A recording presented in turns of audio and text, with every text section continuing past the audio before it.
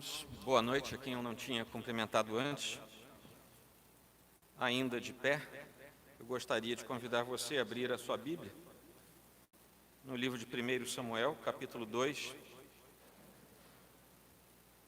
Eu vou ler na Nova Versão Internacional e vou ler apenas 3 versículos, mas depois eu vou ler um trecho maior, já com vocês assentados. Vou ler de 18 a 20 e depois o 26. E assim diz a palavra de Deus. Samuel, contudo, ainda menino, ministrava perante o Senhor, vestindo uma túnica de linho. Todos os anos, sua mãe fazia uma pequena túnica e a levava para ele, quando subia a Siló, com o marido para oferecer o sacrifício anual. No lugar daquele por quem ela pediu e dedicou ao Senhor. Então voltavam para casa. E o menino Samuel continuava a crescer, sendo cada vez mais estimado pelo Senhor e pelo povo. Senhor Deus, estamos de pé diante da Tua palavra lida e agora em vias de ser exposta ao nosso coração. Que o Senhor abra os nossos olhos espirituais e que percebamos a instrução do Senhor para nós nesta noite. Queremos Te engrandecer e Te louvar pela beleza do Senhor e da Sua palavra. Em nome de Cristo Jesus. Amém. Podem se assentar, irmãos. Eu gostaria que você recebesse aqueles que nos visitam. E como é que nós temos feito isso nesse tempo? Você que é membro da igreja ou visitante assíduo, olhe para os lados e quando você descobrir alguém, você dá um tchauzinho. Se você estiver do lado, daquele cumprimento possível nesses tempos. E com isso, nossos visitantes se sintam acolhidos diante do Senhor e da nossa igreja. Mantenham, por favor, a Bíblia aberta nesse capítulo, porque eu vou ler agora com vocês um trecho maior. Eu vou ler do versículo 12 até o último versículo desse capítulo. E vou pular aqueles versículos que eu li com vocês agora, tá bom? Os filhos de Eli eram ímpios. Não se importavam com o Senhor, nem cumpriam os deveres de sacerdotes para com o povo. Sempre que alguém oferecia um sacrifício, o auxiliar do sacerdote vinha com um garfo de 3 dentes, e enquanto a carne estava cozinhando, ele enfiava o garfo na panela, ou travessa, ou caldeirão, ou caçarola, e o sacerdote pegava para si tudo o que vinha no garfo. Assim faziam com todos os israelitas que iam a Siló. Mas antes mesmo de queimarem a gordura, vinha o auxiliar do sacerdote e dizia ao homem que estava oferecendo o sacrifício: dê um pedaço desta carne para o sacerdote assar. Ele não aceitará de você carne cozida, somente crua. Se o homem lhe dissesse: deixe primeiro a gordura se queimar e então pegue o que quiser, o auxiliar respondia: não, entregue a carne agora, senão eu a tomarei à força. O pecado desses jovens era muito grande à vista do Senhor, pois eles estavam tratando com desprezo a oferta do Senhor. Versículo 22. Eli, já bem idoso, ficou sabendo de tudo o que seus filhos faziam a todo Israel e que eles se deitavam com as mulheres que serviam junto à entrada da tenda do encontro. Por isso lhes perguntou: por que vocês fazem estas coisas? De todo o povo ouço a respeito do mal que vocês fazem. Não, meus filhos, não é bom o que escuto se espalhando entre o povo do Senhor. Se um homem pecar contra outro homem, os juízes poderão intervir em seu favor, mas se pecar contra o Senhor, quem intercederá por ele? Seus filhos, contudo, não deram atenção à repreensão de seu pai, pois o Senhor queria matá-los. 27. E veio um homem de Deus a Eli e lhe disse: assim diz o Senhor, acaso não me revelei claramente à família de seu pai quando eles estavam no Egito, sob o domínio de Faraó? Escolhi seu pai dentre todas as tribos de Israel para ser o meu sacerdote, subir ao meu altar, queimar incenso e usar um colete sacerdotal na minha presença. Também dei à família de seu pai todas as ofertas preparadas, no fogo pelos israelitas? Por que vocês zombam do meu sacrifício e da oferta que determinei para a minha habitação? Por que você honra seus filhos mais do que a mim, deixando-os engordar com as melhores partes de todas as ofertas feitas por Israel, o meu povo? Portanto, o Senhor, o Deus de Israel, declara: prometi à sua família e à linhagem de seu pai que ministrariam diante de mim para sempre. Mas agora o Senhor declara: longe de mim tal coisa. Honrarei aqueles que me honram, mas aqueles que me desprezam serão tratados com desprezo. É chegada a hora em que eliminarei a sua força e a força da família de seu pai, e não haverá mais nenhum idoso na sua família.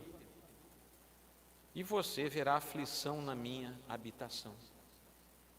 Embora Israel prospere na sua família, ninguém alcançará a idade avançada, e todo descendente seu, que eu não eliminar de meu altar, será poupado apenas para lhe consumir os olhos com lágrimas, e para lhe entristecer o coração, e todos os seus descendentes morrerão no vigor da vida. E o que acontecer a seus 2 filhos, Ofni e Finéias, será um sinal para você. Os 2 morrerão no mesmo dia. Levantarei para mim um sacerdote fiel, que agirá de acordo com o meu coração e o meu pensamento. Edificarei firmemente a família dele, e ele ministrará sempre perante o meu rei ungido. Então todo o que restar da sua família virá e se prostrará perante ele para obter uma moeda de prata e um pedaço de pão, e lhe implorará que o ponha em alguma função sacerdotal para ter o que comer. Palavra do Senhor, dura, difícil, mas é palavra do Senhor. E diante dela nós estamos nesta noite.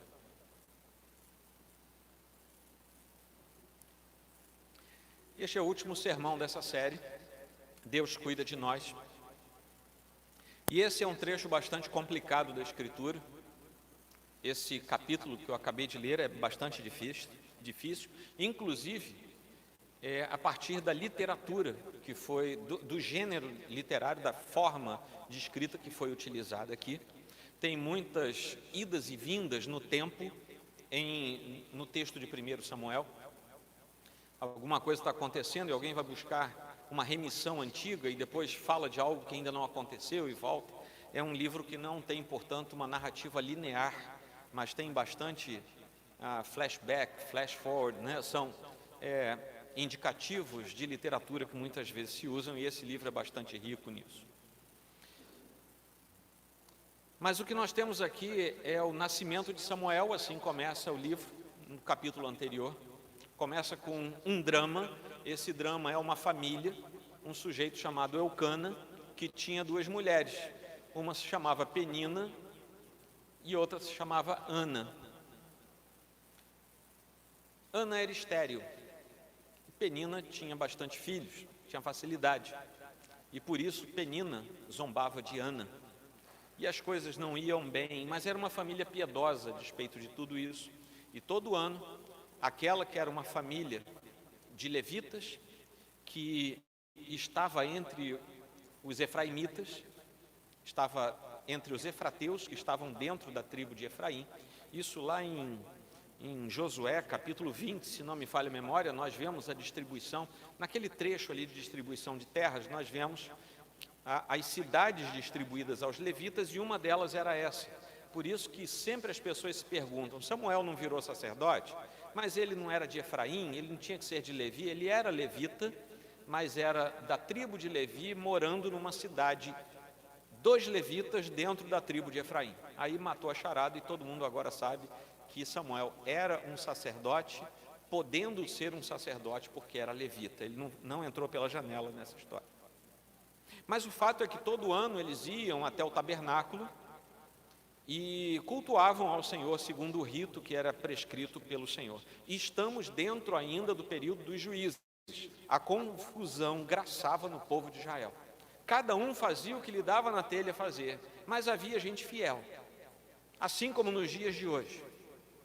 A igreja do Senhor sofre com a infidelidade, com a apostasia e com a heresia, mas há gente fiel. Em todos os lugares em que Cristo é pregado, mesmo que não na totalidade da fidelidade às Escrituras, há gente fiel. E é por isso que a gente não deve desprezar nem a igreja do outro, porque sempre há alguém tratado como menino dos olhos do Senhor naquele lugar. Isso deve alegrar o nosso coração. Esses capítulos iniciais de 1 Samuel nos mostram uma parte do caráter de Deus. Deus é profundamente amoroso, mas Ele é estritamente justo naquilo que faz. E isso é bastante claro nos 3 primeiros capítulos, mas nós vamos nos ater ao capítulo número 2. Não há pecado sem que Deus conheça que há pecado. E toda vez que Deus vê o pecado, Ele se indigna contra o pecado. E Deus sempre haverá de ter por culpado aquele que está pecando. E Deus vai oferecer em sua justa ira contra o pecado apenas 2 caminhos: a reconciliação e o conserto, ou o peso da sua mão, que é santa. E nenhum ser humano normal é capaz de aguentar o peso da mão de Deus sobre a sua vida. Essa é uma mensagem clara da Escritura. E quando nós chegamos ao capítulo 2, nós vemos que depois de Deus ter resolvido o problema de Ana, ela teve o seu primeiro filho, e ela fica tão feliz que ela diz para Deus: Senhor, eu vou consagrar esse meu primeiro filho. E ela o faz na esperança de que Deus, de fato, lhe abra a madre, ou seja, ela tenha outros filhos depois. Naquelas culturas da antiguidade, era uma humilhação uma mulher não ter filhos, e nós vemos isso em vários textos da Escritura. E com Ana não era diferente. Agora ela sentia o gosto de ter a exaltação materna, e ela estava sendo amada por Deus e amada por Eucana, o seu marido. Isso lhe alegra o coração, e ela diz: Senhor, eu vou entregar ao Senhor meu filho. Eu recebi, ele é a minha primícia, eu vou entregar ao Senhor. E o deixa no templo, no tabernáculo, no local de culto, para ser cuidado pelos sacerdotes. E ele cresce no ambiente de culto a Deus, ele cresce ali dentro. E Samuel já estava sendo preparado por Deus, porque eu já falei para vocês no sermão anterior que ele é exatamente aquele servo que Deus usa para fazer a conexão, a ligação entre o tempo dos juízes e o tempo da monarquia. Ele, de fato, também era um político, um jurista, sob o olhar daquele tempo, é claro. E ele faz essa conexão entre 2 formas de governo dentro do povo de Deus. E ali estava aquela criança sendo preparada pelo Senhor. Não despreze o seu pequeno filho, porque talvez ele esteja sendo preparado pelo Senhor para algo que você ainda não sabe. Não veja seu filho apenas como um bebê indefeso, mas veja-o como alguém que você gerou para a glória do Senhor. E sendo para a glória do Senhor, você não sabe quais são os planos santos e perfeitos do Senhor. Apenas trate de cuidar do seu filho, para que ele seja entregue ao Senhor para os seus santos desígnios, enquanto estamos peregrinando nesta terra. Não crie seu filho para você, crie seu filho para o Senhor, e você será bem-aventurado nesse mistério. Só que aqui nesse capítulo, a partir do versículo que eu li com vocês, versículo 12, nós vamos ver uma parte feia da história do povo do Antigo Testamento. Nós vamos ver que o pecado tem poder contra aquelas pessoas que praticam esses pecados. Nós vamos ver também que a omissão traz um enorme prejuízo, não só a quem está pecando, como as pessoas que ladeiam esses que jazem no pecado. Mas também, ao mesmo tempo, nós vamos ver que Deus, por seu amor e misericórdia, Ele também tem um poder que é dele, é inato, pertence a Ele, que é muito maior do que o poder do pecado e das trevas. E quando Deus assente em fazer, Ele o faz de tal forma que traz alívio para Ele e para o seu povo. Quando o pecado é trazido à tona, é desmascarado e é tratado pela Escritura, pelo próprio Deus, isso traz alívio ao impenitente, ao que estava em pecado e também a todo aquele que cerca essas pessoas. Primeiro ponto que eu gostaria de tratar com vocês, dos versículos 12 a 17, não vou reler os trechos, mas esse trecho trata do poder do pecado, traz malignidade e peso sobre si mesmo sobre aquele que pratica. Vejam bem, os filhos de Eli, eles são mencionados pelos nomes, Ofni e Finéias. No versículo 3 do capítulo 1 é a primeira vez que eles são citados. Todos os anos esse homem, falando de Eucana, subia de sua cidade a Siló para adorar e sacrificar ao Senhor dos Exércitos. Lá, Ofni e Finéias, os dois filhos de Eli, eram sacerdotes do Senhor. Ponto. Não trata de quem eles eram, não dá o parecer a respeito disso, mas eles eram mesmo sacerdotes. Eles pareciam filhos de Deus. Eles oficiavam como filhos de Deus. Eles tinham cara de sacerdote. Eles tinham cara de quem era santo. Eles tinham cara de quem tinha autoridade dada por Deus. Eles vestiam as roupas de um filho de Deus. Eles vestiam as roupas de um sacerdote de Deus. Eles tinham a linguagem sacerdotal. Eles sabiam os ritos do sacerdócio. Eles esperavam o povo como os sacerdotes esperavam o povo naquele tempo. Eles estavam no lugar de culto a Deus, como os sacerdotes deveriam estar. Mas eles estavam em profundo pecado contra Deus, contra o povo e contra o seu próprio ofício. Meus irmãos, não se distraiam com o tempo em que nós vivemos. Porque a coisa mais comum que nós temos hoje é gente que tem cara de crente, anda que nem crente, se veste que nem crente, tem Bíblia de crente embaixo do braço, fala como crente, tem jargão de crente. Inclusive, muitos desses estão em cima dos púlpitos das igrejas. E são uma vergonha para o povo de Deus, são uma vergonha para o seu ofício, e são uma vergonha para a história bela e santa do povo de Deus do Antigo e do Novo Testamento. Não se enganem, porque Ofnis e Finéias continuam persistindo em povoar os locais de culto. Muitos deles são tratados no Novo Testamento como o joio. Não arranquem, porque talvez vocês maculem o trigo que está logo do lado. Mas eles persistem. Eles estão lá. Eles perturbam o povo de Deus, como Ofni e Finéias perturbavam. Não se enganem. Eles estão lá. No versículo 12, nós vemos, esse versículo eu vou ler, diz assim: os filhos de Eli eram ímpios. Na sua versão, talvez a atualizada esteja dizendo que eles eram filhos de Belial. Alguém está com a atualizada aí em mãos? É assim que diz? Eram filhos de Belial. Foi traduzido na NVI por ímpios. O que era isso? Era um adjetivo hebraico, era uma conjunção de duas palavrinhas, uma raiz e um sufixo, que queria dizer alguém sem valor. Aquilo, eles eram, os filhos de Eli eram pessoas sem valor.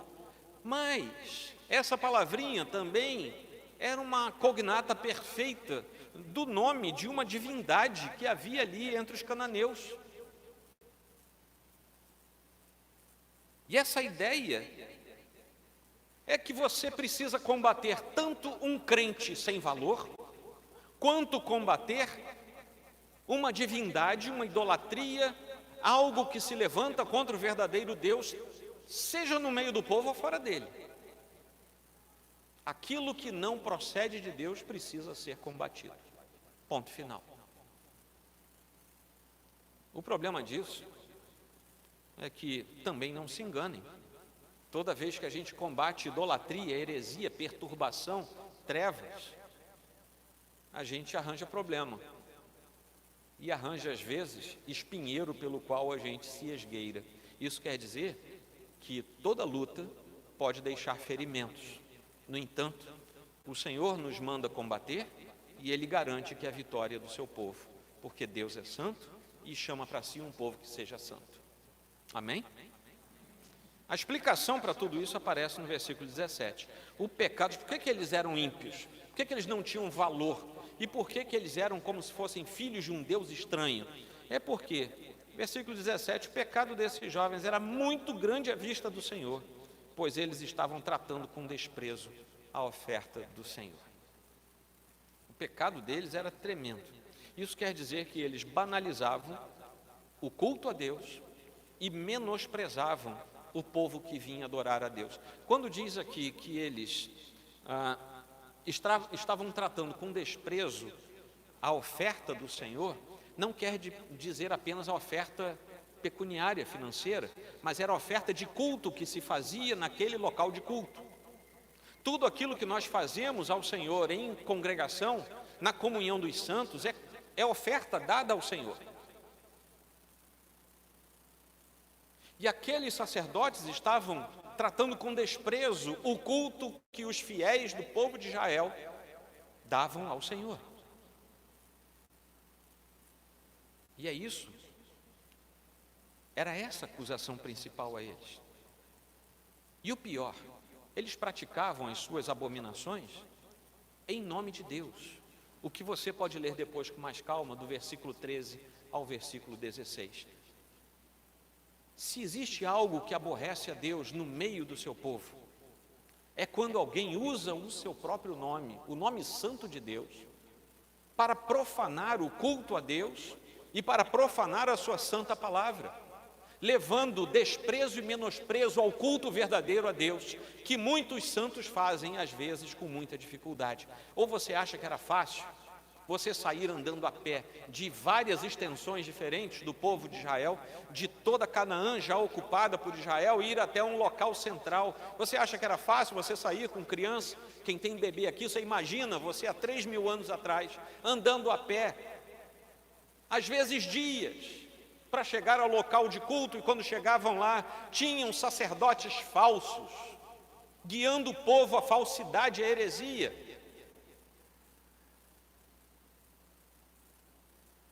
Isso não é fácil, meus irmãos, isso não é brincadeira. E eu queria aplicar esse pequeno trecho a vocês. O pecado pode parecer interessante durante algum tempo, assim como parecia que eles estavam levando vantagens. Não parecia que Ofni e Finéias estavam se dando bem? Não parece que aqueles que convidam o povo de Deus a deixar tudo que tem no gasofilaço, tira tudo que você tem na sua carteira, deixa aqui. É cheque especial, não tem problema, é um voto de confiança, é um ato de fé. Você já ouviu isso por aí? É só você zapear canal de TV.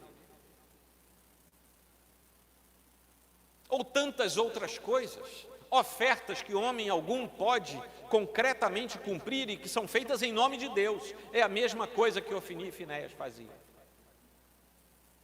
Mas o pecado, no fundo, corrói a alma, dilacera o pecador, ele vai sendo carcomido por dentro, enquanto ele aparentemente está se dando bem, está se alegrando porque passa a perna nos outros, cresce por seus próprios meios. Na verdade, ele está sendo dilacerado e carcomido de dentro para fora, como se fosse um câncer espiritual que vai lhe afetando todo o ser, e a alma vai sendo destruída.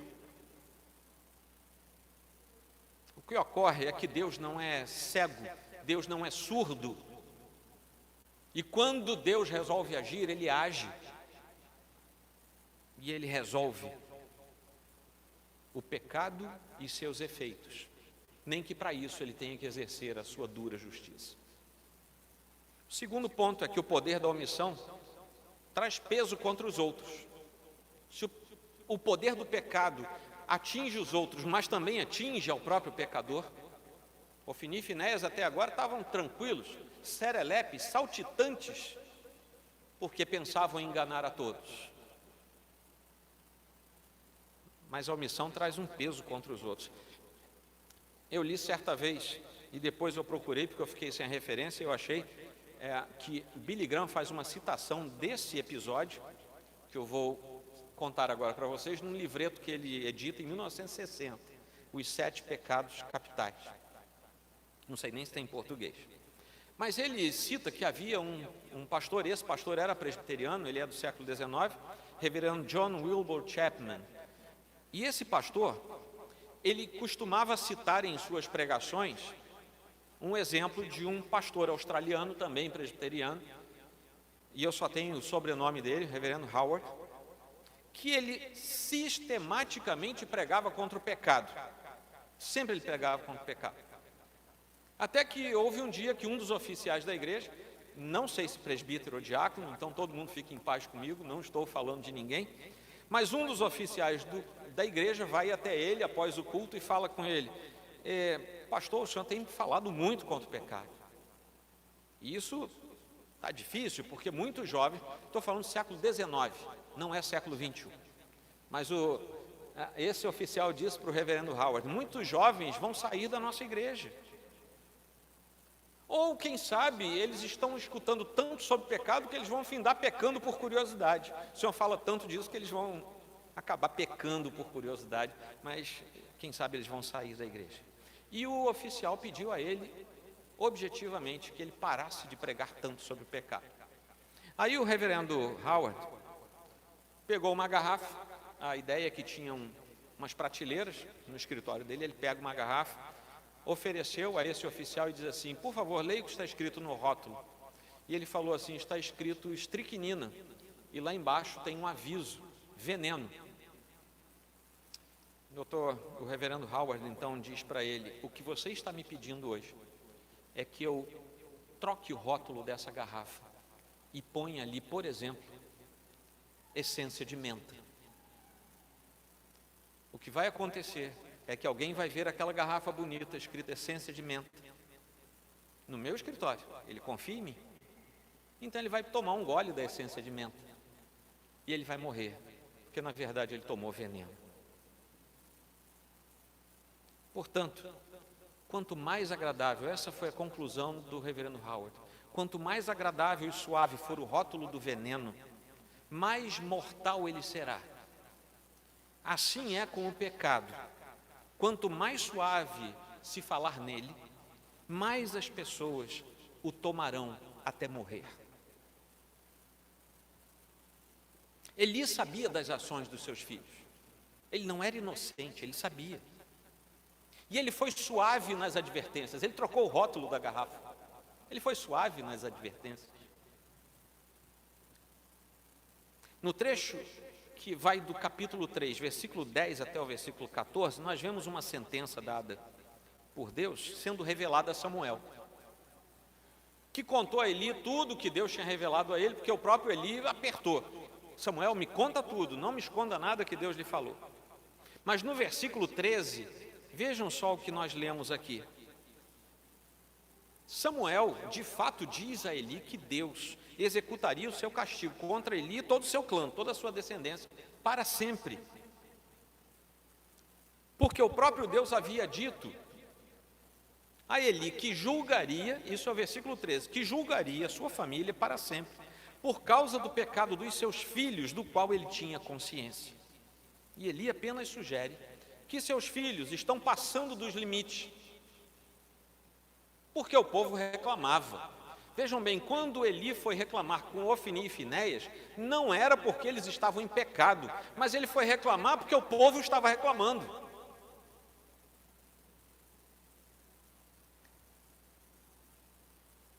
Seu filho comete um impropério na escola, e você resolve conversar com ele, não por causa daquilo que ele fez, mas porque a escola reclamou com você. Deu para entender? É a mesma coisa que Eli fez.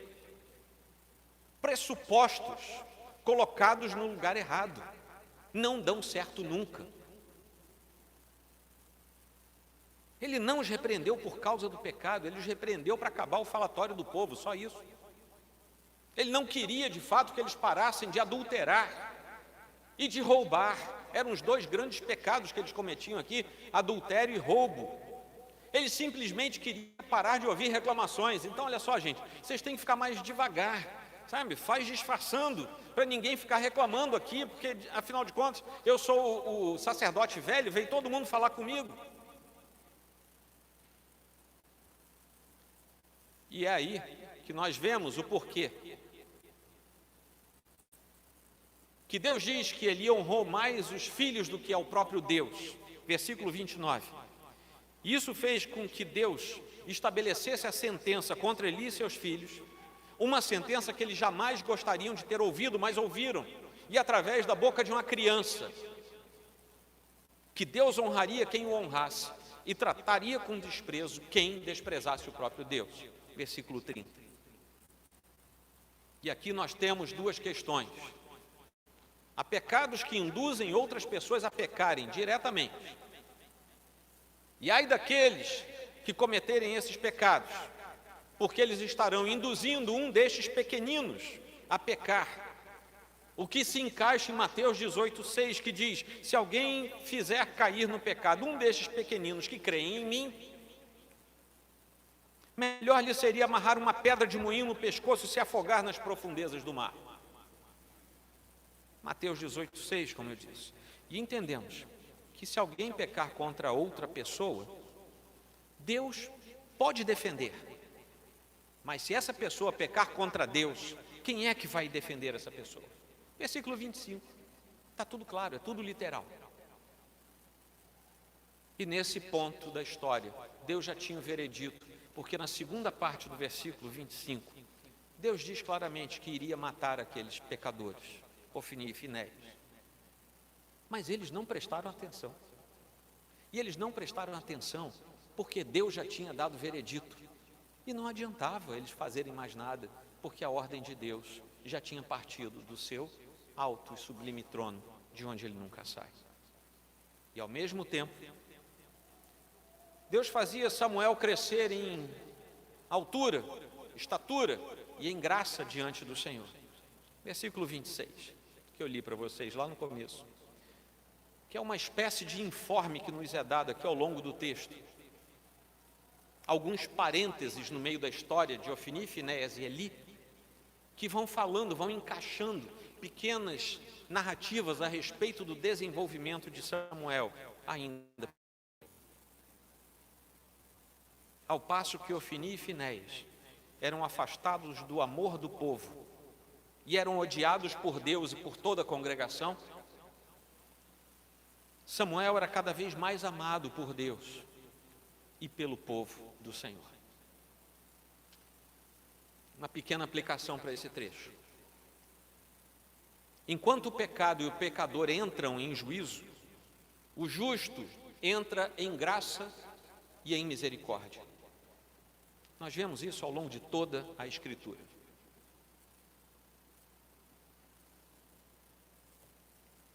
Enquanto os filhos de Belial, aqueles ímpios, são sentenciados por Deus, os filhos de Deus serão agraciados e crescerão continuamente na presença do Senhor. Vemos isso ao longo de toda a Escritura.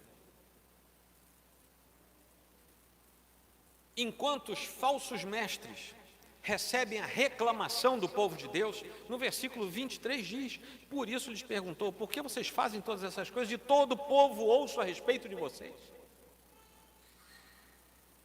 Enquanto os falsos mestres recebem reclamação no meio do povo de Deus, o verdadeiro servo de Deus recebe o favor dos fiéis. Versículo 26, quando Samuel ia crescendo na graça e no amor que o povo dedicava a ele. E o terceiro ponto, o último de hoje. O poder de Deus traz alívio para o seu povo.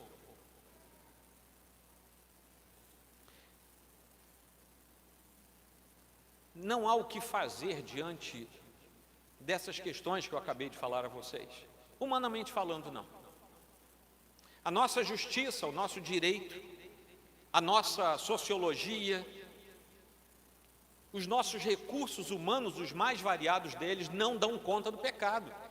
Isso está na esfera do tratamento de Deus. E por mais que queiramos, não conseguimos, porque o pecado corrói a alma de tal maneira que ninguém nesse mundo consegue se livrar do pecado por sua própria disponibilidade e vontade. Por mais que queira, não vai se livrar. Aliás, o fato de querer se livrar do pecado sem a presença de Deus já é pecado em si mesmo. No trecho que vai de 18 ao 21, nós vemos que o poder de Deus começa a se manifestar no tempo certo. E conforme o desígnio de Deus estabelece, conforme o seu poder opera, o seu povo começa a ser preparado e alguém começa a ser preparado para entrar no lugar daquele que estava destruindo, a fidelidade e o testemunho do local do culto a Deus e da própria ordem sacerdotal. Como eu falei para vocês, a família de Samuel era da tribo de Levi e habitava uma das cidades separadas para os levitas, lá no meio da tribo de Efraim. E Deus promoveu tudo aquilo que nós lemos no capítulo 1, que eu falei para vocês do capítulo 1, que é encerrado com a belíssima oração de Ana, nos 11 primeiros versículos do capítulo 2. Uma oração de gratidão e exaltação a Deus por tudo que ele estava fazendo. Ele estava sendo colocado por Deus para oficiar ainda sendo uma criança. Samuel foi um dos primeiros profetas registrados na Escritura. Se você olhar daqui para trás, você vai ver muito pouco essa palavra, profeta. É daqui para frente que nós vemos o empenho do ofício profético sendo colocado no Antigo Testamento. Ele foi o último dos juízes, ele ungiu os 2 primeiros reis, Saul e Davi. E o menino Samuel contrastava com os 2 sacerdotes adultos e experientes, Ofni e Finéias. Porque enquanto ele ministrava corretamente diante do Senhor, mesmo que ainda não tivesse intimidade com Deus, e por que eu digo isso? Porque a palavra de Deus ainda não tinha sido revelada a Samuel. Olha só que curioso. Ele conseguia ser fiel a Deus sem conhecer Deus na sua intimidade e sem que a palavra de Deus tivesse sido ainda revelada a ele.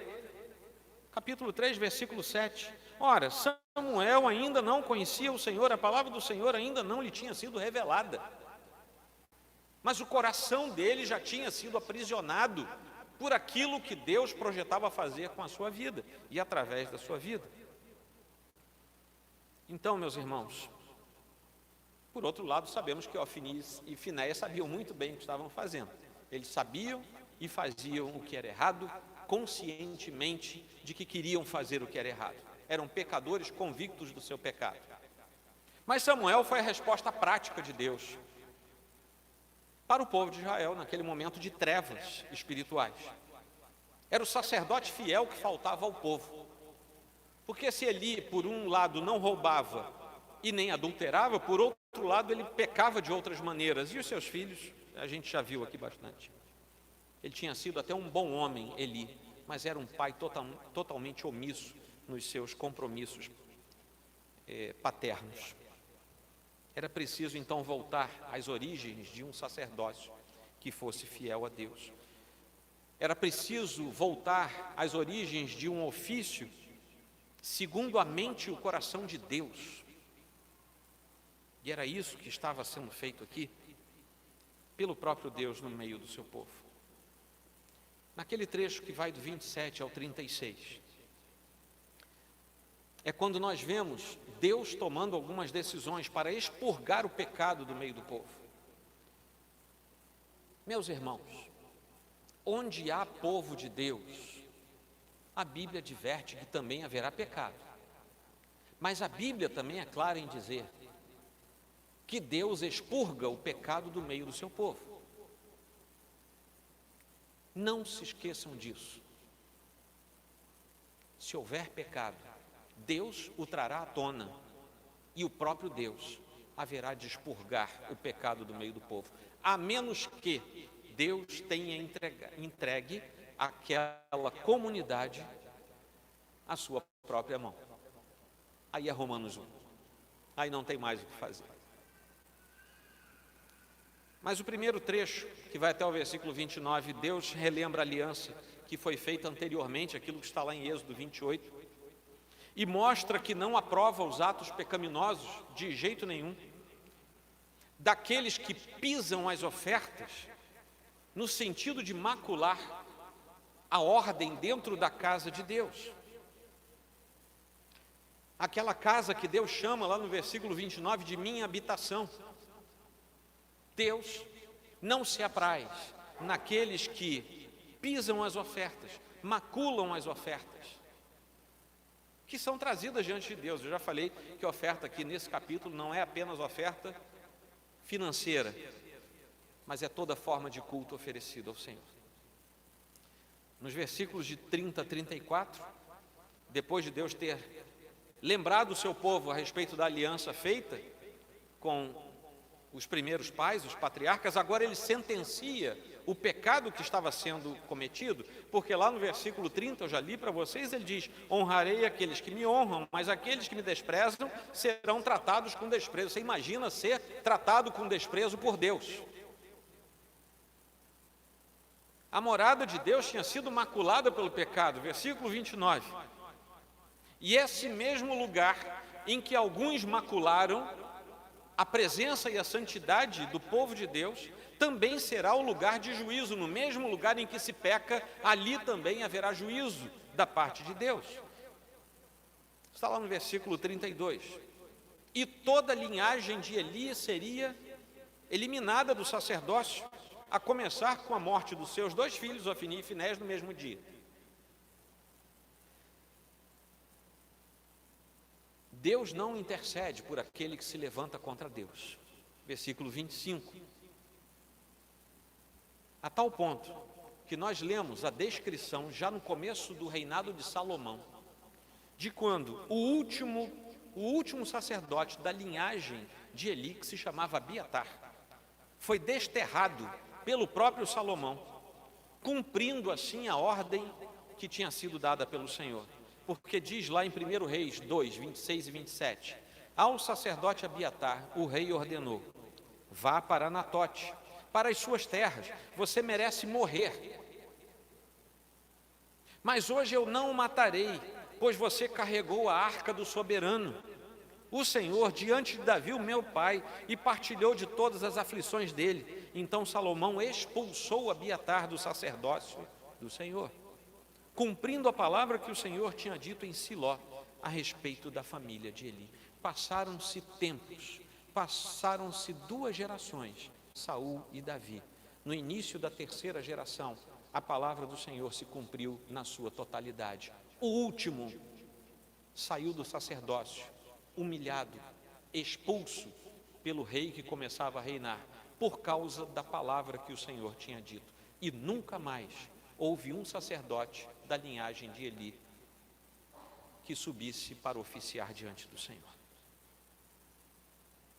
Quando nós chegamos aos versículos 35 e 36, há um comparativo simbológico, porque Deus oferece uma resposta ao pecado, e essa resposta ao pecado é Jesus Cristo, o sacerdote eterno, o sacerdote perfeito e fiel, que se levanta no meio do seu povo para ele próprio executar tanto a sua diretriz de justiça, quanto o seu ato de amor.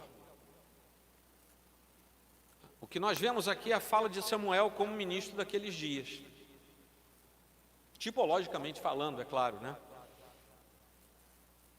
Mas não a fala de Samuel eternamente, ele não era eterno, ele era temporal. E como é que a gente sabe disso? Porque até mesmo os filhos de Samuel falharam depois. Depois, se você ler no capítulo 8, versículo 3, você vai ver que os filhos de Samuel foram, a Bíblia diz que eles cometeram 3 pecados também graves. Eles eram avaros.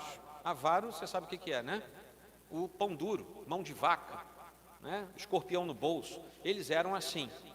Os filhos de Samuel, não se sabe porquê, eram avaros. Eles também eram subornáveis. Eu não sei em que país eles viviam, havia uma certa semelhança entre Israel antigo e determinados países do século 21, porque eles andavam com base em suborno, corrupção. Eles se corrompiam e corrompiam as pessoas facilmente. E eles também cometiam uma outra atrocidade, eles pervertiam o direito. Que coisa! Passam-se os milênios e as sociedades humanas são as mesmas. Suborno, corrupção, perversão do direito. Os filhos de Samuel entraram nessa. Mas Samuel, como um tipo, também fala de Jesus diretamente, ele nos remete a Jesus, porque somente Jesus agiu de modo total, conforme a mente e o coração do Pai. Porque Jesus e o Pai eram um. E isso você pode ver lá em João capítulo 10. Leia o capítulo 10, lá pelo versículo 28, 30, você vai ver isso. Como tipo também, Samuel fala de Jesus mais uma vez, aquele que é o sacerdote para sempre. E você vai ler isso lá em Hebreus, nos primeiros versículos do capítulo 5. O que vem em cumprimento ao versículo 35, a segunda parte aqui. Edificarei firmemente a família dele, ele ministrará sempre perante o meu rei ungido. E nós sabemos que essa é uma fala profética, porque Samuel era temporal. Mas se era para sempre, era tipologia nos remetendo a Cristo. E Deus finalmente restaura a sua casa, para que aquele povo pudesse novamente cultuar livremente diante de Deus, assim como Deus restaura a sua casa nos nossos dias, a fim de que o povo fiel a Deus tenha um lugar seguro, para que possa cultuar a Deus sem os entraves da pecaminosidade que graça as sociedades e também as igrejas locais. O Senhor nos restaura a fim de termos um ambiente seguro para cultuar a Deus. O culto ao Senhor tem que agradar a Deus. E se há Ofni e Finéias no nosso meio, eles têm que sair. Eles têm que ser tratados por Deus, a fim de que o restante do povo que é fiel possa levar ao Senhor a sua oferta de sinceridade de alma, com tranquilidade diante do Senhor. Aplicando esse trechinho, enquanto o pecador acha que fica impune, Deus o sentencia à morte e à vergonha. Os versículos 34 e 36 dizem isso. Só que Deus então provê Jesus Cristo para que ministre a salvação e o perdão a cada um daqueles que lhe pedirem perdão. Aqueles que ouvem o chamado do Senhor, reconhecem o seu chamado e vão atrás dele, podem, porque descobrem o Senhor, ouvem a sua voz e entendem que é o pastor chamando, vão atrás dele, podem lhe pedir perdão e serão perdoados dos seus pecados em Cristo Jesus, por causa do seu ato vicário lá na cruz do Calvário. Os impenitentes continuam no seu pecado, e mesmo quando advertidos, continuam achando que aquilo vai ser bom para eles pela eternidade. Se não virem a desgraça neste mundo, nesta terra, haverão no porvir. A casa de Deus é restaurada no momento em que o pecado é liquidado. A casa de Deus estava em desonra, versículo 29, mas serviu de lugar de juízo, versículo 32, e se tornou uma casa estável, versículo 35, no sentido de que Deus a estabelece, portanto é uma casa de Deus. Amém? Aplicando tudo junto agora.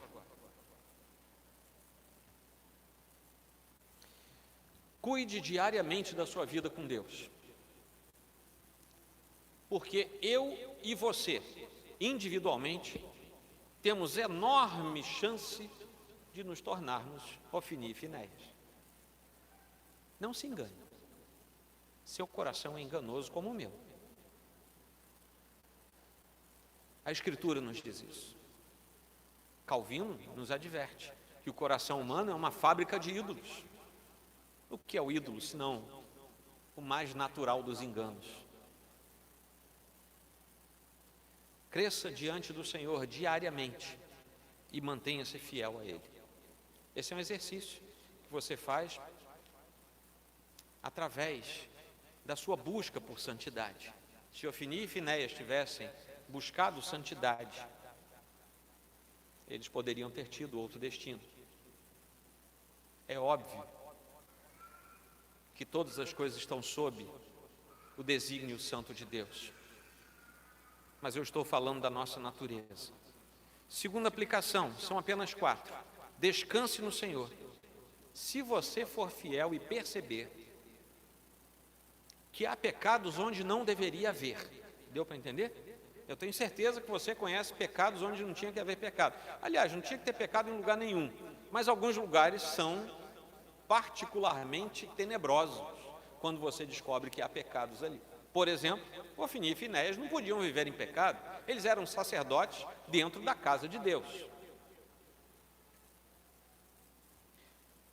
Descanse no Senhor a despeito disso, porque Deus continua sendo Deus. Se você demorou a descobrir, Deus nunca foi enganado, desde a eternidade pretérita Ele já conhecia aquilo. Confie nele, porque Ele vai agir na hora certa e no tempo certo. Seja na família, seja na igreja, seja na denominação, seja no que for, Deus age no tempo de Deus e Ele age do jeito certo. E não há um só pecado que fique oculto pelas gerações sem que Deus o revele. Não há. Eu não conheço os pecados, né? Você já deve ter visto aí, por aí, alguns pregadores que dizem, eu sei que aqui tem isso e tem aquilo, eu não sei de nada. A única coisa que eu sei é que nesta noite de domingo aqui na nossa igreja, há gente com pecado oculto, isso eu sei. E não foi Deus que me revelou agora, de modo transcendente, metafísico, sobrenatural. A Escritura diz isso. Não há um só lugar que congregue os santos que não haja joio sentado no meio do trigo. Sentado porque está todo mundo sentado, né? Cuidado.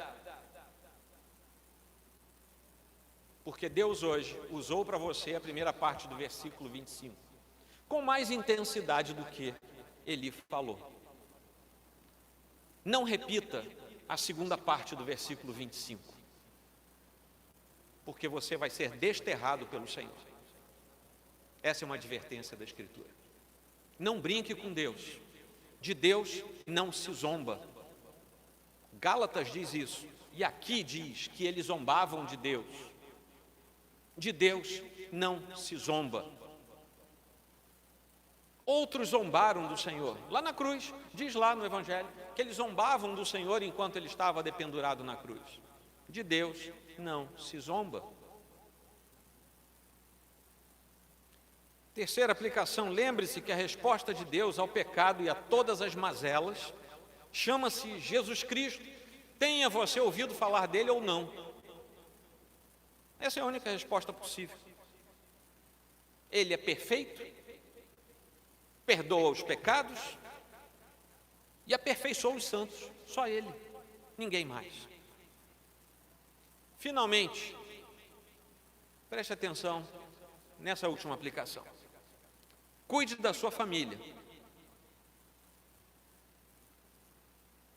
Você constituiu a sua família para Deus e não para si mesmo. Trate de conduzir os seus filhos até a presença de Deus. Não seja pós-moderno. Vou deixar o bichinho crescer do jeito que quiser, quando ele estiver lá na frente, ele escolhe. Ele vai escolher o inferno. É isso que você quer para o seu filho? Que a natureza do homem nos conduz naturalmente para a perdição e para o inferno. Introduza o seu filho no caminho de Deus. E quando ele for velho, ele não vai se apartar daquilo que você ensinou a ele. Deixe o seu filho ao léu do mundo e ele vai se tornar um impenitente pecador indo para o inferno. Você que sabe o que é que você quer para o seu filho.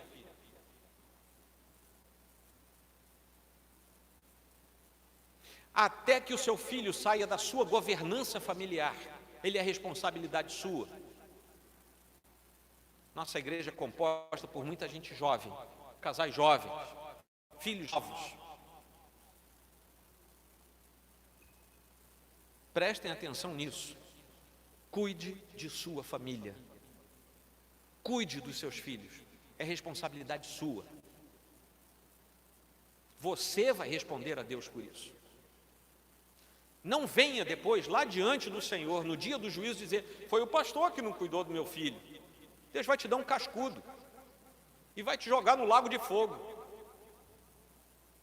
Porque a ordem é para você: cuide do seu filho. Ande com ele, enquanto você anda, ensine. Quem é Deus, o que Deus faz, a maravilha de Deus, a grandeza de Deus. Porque depois você vai se arrepender profundamente e não vai ter volta. Porque um coração destruído diante de Deus e construído pelas mazelas do mundo, não vai ser mais trazido por você. Aí é só misericórdia de Deus mesmo. e os louros não serão seus. Se Deus salvar o seu filho por misericórdia, seu filho que eu digo, estou usando a língua portuguesa, e se aplica a tudo, tá bom? Deus pode salvar seu filho se você criar mal? Pode. Deus é bondoso, sabe? É maravilhoso, amoroso, mas o privilégio não será seu. Simples desse jeito. Jamais seja como Eli, que resolveu honrar mais os seus filhos com aquela fala relaxada dele, do que honrar a Deus. E por isso deixou que Ofni e Finéias fizessem tudo o que eles queriam fazer. Eles estavam mergulhados numa sociedade em que cada um fazia o que achava que era certo. E Eli deve ter achado isso normal. Você está mergulhado numa sociedade cuja informação é oposta à informação de Deus. Não ache isso normal nunca. Ou nós somos povo de Deus, ou nós somos filhos de Belial. Não há meio do caminho. Amém, meus irmãos? Quem estava aqui domingo passado, sabe que eu hoje preguei um sermão manteiga. É porque teríamos muitos convidados hoje, por causa do batismo do Thomas, então hoje foi um sermão tranquilo. Falando para os membros da igreja, eu não sei porque que vocês voltam todo domingo, porque todo domingo é uma surra. Mas essa é a palavra de Deus que nos educa. E sem ela, sem isso, eu estaria todo domingo trocando o rótulo da garrafa de veneno. Eu quero chegar lá em cima e dizer para o Senhor: Senhor, eu mantive lá, estava escrito veneno.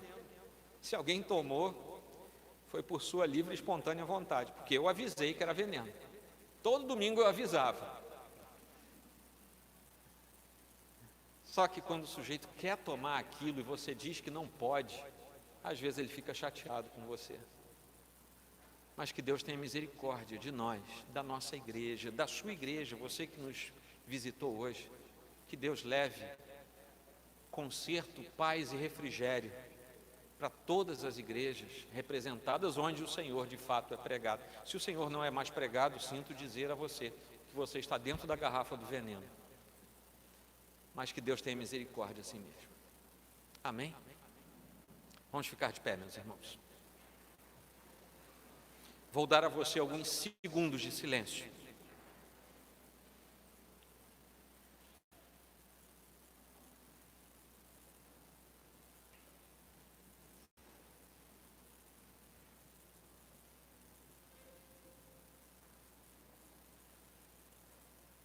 Senhor Deus, nós estamos em Tua santa presença, reconhecendo a pequenez da nossa vida e a miséria deste deserto por onde peregrinamos ao longo da nossa caminhada.